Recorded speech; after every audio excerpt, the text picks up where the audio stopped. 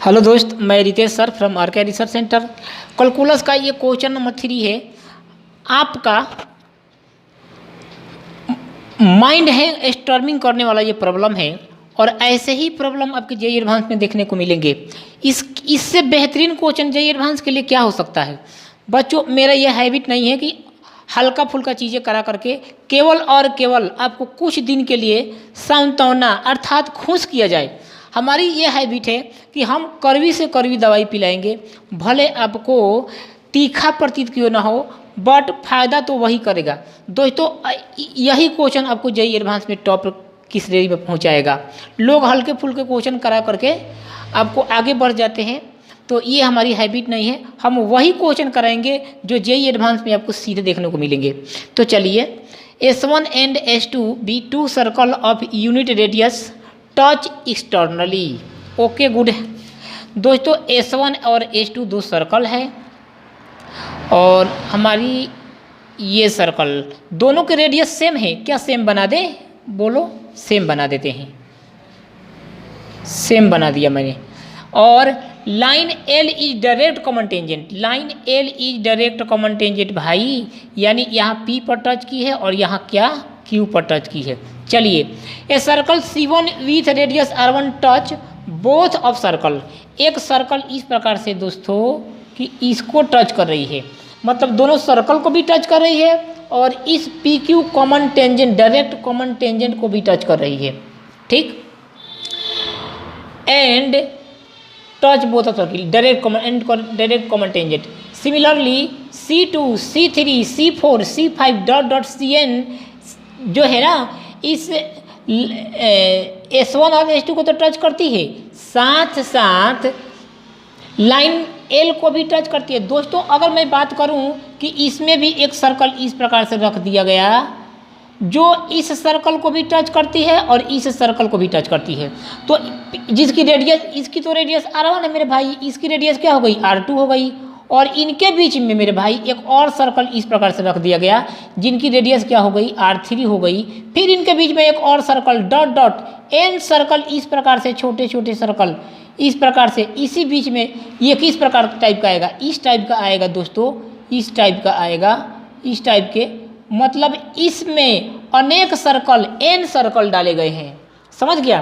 तो आप जानते हो, अगर इनके रेडियस को मैं कुछ देर के लिए R1 मान लेता हूँ, क्या मान ले दोस्तों? R1 मान लेता हूँ, और इसकी रेडियस को मैं कुछ देर के लिए R2 मान लेता हूँ मेरे भाई।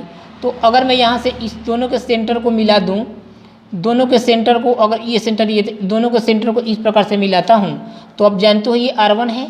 तो अगर इनका सेंटर तो ये है, तो अगर इसके पैरेलल एक स्ट्रेट लाइन खींचा जाए, इसके पैरेलल, तो दोस्तों ये क्या बच जाएगा? ये यहाँ से यहाँ तक ये क्या बच जाएगा?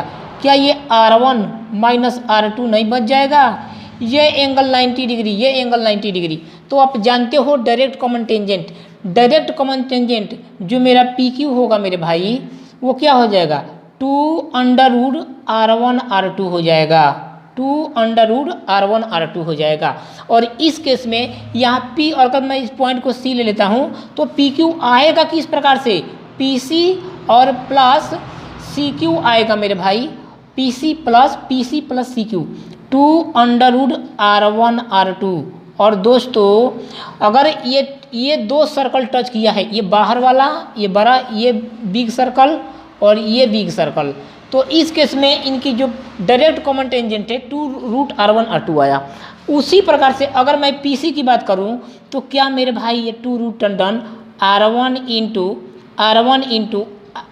स्मॉल R1 नहीं होगा, प्लस 2 क्या ये R2 इंटू स्मॉल R1 नहीं होगा, और इक्वल आ जाएगा 2√R1R2।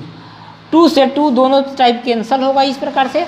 अगर मैं यहाँ से R1 का मान निकाल दूँ, तो ये आएगा √टन, दोनों तरफ √R1R2 से डिवाइड कर दीजिए, √R1R2 से डिवाइड करने पर ये मेरा बन जाएगा √R1 बराबर 1/√R1 प्लस 1/√R2। तो दोस्तों, आपको यहाँ से सीखने को क्या मिला? कि दोस्तों 1 ये स्मॉलर सर्कल जो इस बड़े वाले को और इस बड़े वाले को टच कर रहा है, उनकी रेडियस की मैं बात करूं तो वो रेडियस मेरा आएगा 1/√R1 आएगा।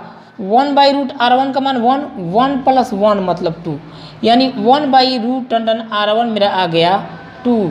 तो 1/R1 का मान निकाल देता हूँ, 1/R1, तो क्या मेरे भाई ये 2² नहीं होगा? आप बोलोगे बिल्कुल सर, बिल्कुल, ये तो मैंने काम कर लिया, अच्छा बात है। यानी अगर मैं यहाँ से लिख दूँ कि 1/R1 मेरा कितना आया मेरे भाई, तो आप बोलोगे 2² आया। उसी प्रकार से दोस्तों इस सर्कल को भूल जाओ, इस सर्कल को आप भूल जाओ, इस सर्कल को आप भूल जाओ, इस सर्कल को भी भूल जाओ। तो दोस्तों आप ये बताओ कि ये सर्कल के बीच में भी ये बताओ, इस प्रकार से ये लाइन थी, तो ये सर्कल और ये सर्कल, कहने का मतलब दोस्तों ये स्मॉलर सर्कल एन सर्कल आप डाले हो, तो इस सर्कल की त्रिज्या अगर मैं R2 मानता हूँ तो क्या 1/√R2 ये नहीं होगा? 1/√R1 और प्लस 1/ ये क्या R2, इस प्रकार से जाएगा मेरे भाई। तो 1/√R2 मेरा हो जाएगा, 1/√R1 का मान आया था 2 और ये हो जाएगा 1, यानी कितना आ जाएगा मेरे भाई 3। तो क्या 1/R2 जो मेरा होगा ये 3 का स्क्वायर नहीं होगा? आप बोलोगे बिल्कुल सर, बिल्कुल। उसी प्रकार से दोस्तों 1/R2 मेरा आ गया, 1/R2 मेरा आ गया मेरे भाई, 1/R2 आ गया 3 का स्क्वायर। अब आप एक बात बताइए दोस्तों, इस सर्कल को आप भूल जाओ, अब इस सर्कल, ये सर्कल और इस सर्कल, ये देखिए यहाँ से देख लीजिए मेरे भाई, ये 12 सर्कल और ये टेंजेंट है, तो ये एक स्मॉलर सर्कल यहाँ पर, फिर उसके बीच में एक और सर्कल रखेंगे, तो क्या उसका R3 नहीं होगा? 1/√R3 इक्वल आएगा, ये R2 है और ये 12 कैपिटल क्या है? R1 है। तो 1/√R2 प्लस 1/√R1, तो दोस्तों ये तो बन जाएगा मेरा 3, अब प्लस ये क्या बन जाएगा 1, यानी 1/R3 यहाँ से मेरा आएगा 4 का स्क्वायर आ जाएगा। इसका मतलब दोस्तों इस प्रकार से ये सीरीज चलती हुई प्रतीत हो रही है। तो हम देख लिए मेरे भाई, क्या यहाँ से हम लोगों ने क्या देख लिया कि लिमिट n टेल टू अनंत 1/R1 का मान 2 के स्क्वायर प्लस 1/R2 का मान 3 के स्क्वायर प्लस इसके मान आ गया 4 के स्क्वायर प्लस 5 के square dot dot dot dot क्या लिख दे यहाँ पर? n के स्क्वायर।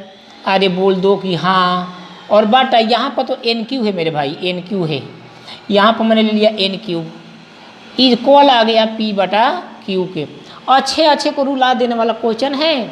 हमारी ये हैबिट नहीं है कि इजी क्वेश्चन करा करके एग्ज़ाम तक, IIT JEE के एग्ज़ाम तक केवल आपको खुश रखे और IIT JEE का रिजल्ट ना हो पाए, ठीक है।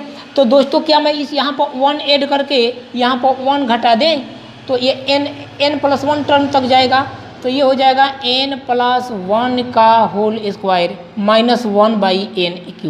बोल दो हाँ। लिमिट n टेल टू अनंत, अगर मैं इस फंक्शन को y मानता हूँ तो इसको मैं क्या करता हूँ, एल हॉस्पिटल रूल यूज कर देता हूँ। तो dn/dt मुझे अनंत हटाना है, तो क्या हो जाएगा मेरे भाई, ये हो जाएगा 1/3। ये अगर आप इस प्रकार से कर लो मेरे भाई, ये अगर मैं इसको dy/dn निकाल देता हूँ एल हॉस्पिटल रूल से, f' लिमिट x टेल टू अनंत f' g', इस रूल से मैं कर रहा हूँ। तो ये मेरा बन जाएगा ट्वाइस ऑफ n+1/3n²। फिर मैं क्या करता हूँ, f'(x/g') निकाल देता हूँ, तो ये मेरा फाइनल प्रोडक्ट आ जाएगा 1/3 बराबर p/q।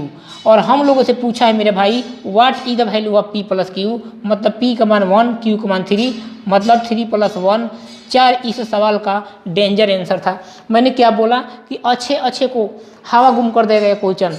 ये केवल और केवल इस प्रकार के क्वेश्चन को इजी तरीक़ों से केवल और केवल सॉल्व करने का अगर ऑप्शन है तो उस ऑप्शन का नाम है RK रिसर्च सेंटर।